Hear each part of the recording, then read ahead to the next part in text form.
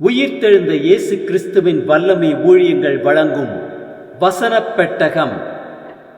இயேசுவே கர்த்தர். இயேசுவையே தேவன் ஆண்டவரும் கிறிஸ்துவுமாக்கினார். இயேசுவே ராஜாதி ராஜா, கர்த்தாதி கர்த்தா. கிறிஸ்துவே மரித்தோர் மேலும் ஜீவனுள்ளோர் மேலும் ஆண்டவர். கிறிஸ்துவே போதகரும் ஆண்டவருமாயிருக்கிறார். வசனப் பெட்டகத்தின் இன்றைய தின கருப்பொருள் பேசுதல். இனிய சொற்கள் தேன்கூடு போல் ஆத்துமாவுக்கு மதுரமும் எலும்புகளுக்கு ஔஷதமும் ஆகும். பேசுதலை குறித்ததான வேத வசனங்களை பார்க்கலாம். சங்கீதம் 15:1-2-3 வாசிக்கிறோம்.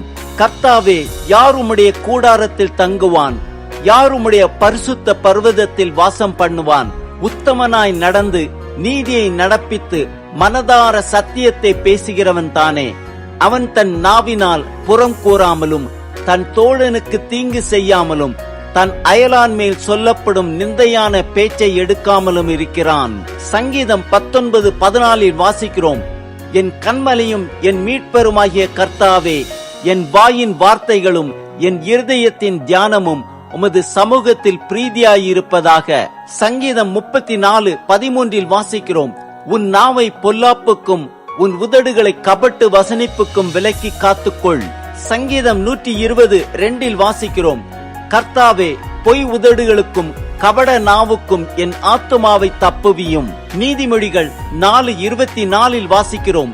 வாயின் தாறுமாறுகளை உன்னை விட்டு அகற்றி உதடுகளின் மாறுபாட்டை உனக்கு தூரப்படுத்து. நீதிமொழிகள் 10:18 வாசிக்கிறோம். பகையை மறைக்கிறவன் பொய் உதடன், புறங்கூறுகிறவன் மதிகேடன்.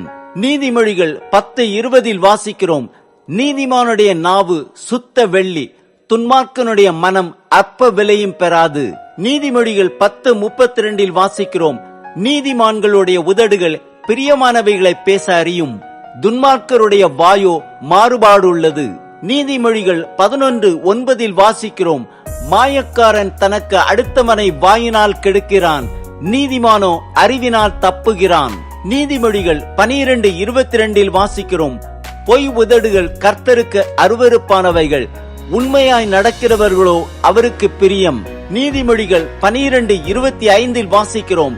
மனுஷருடைய இருதயத்திலுள்ள கவலை அதை ஒடுக்கும், நல்வார்த்தையோ அதை மகிழ்ச்சியாக்கும். நீதிமொழிகள் 14:23 வாசிக்கிறோம்.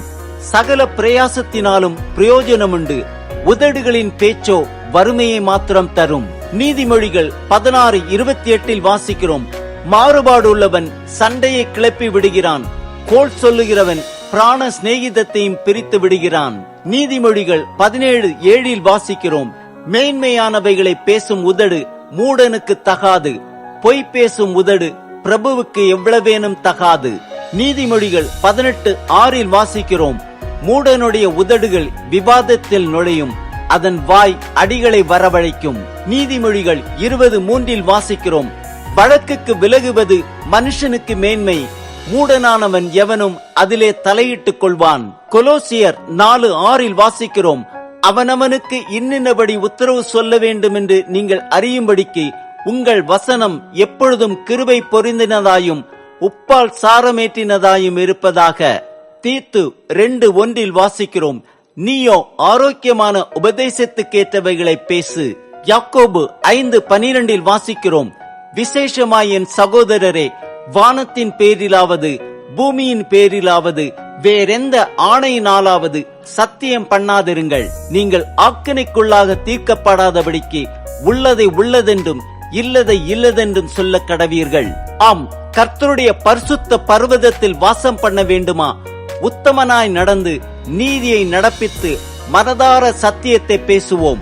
கர்த்தருக்கு அருவருப்பான பொய் உதடுகளை தவிர்த்து உண்மையாய் நடப்பதே அவருக்கு பிரியம்.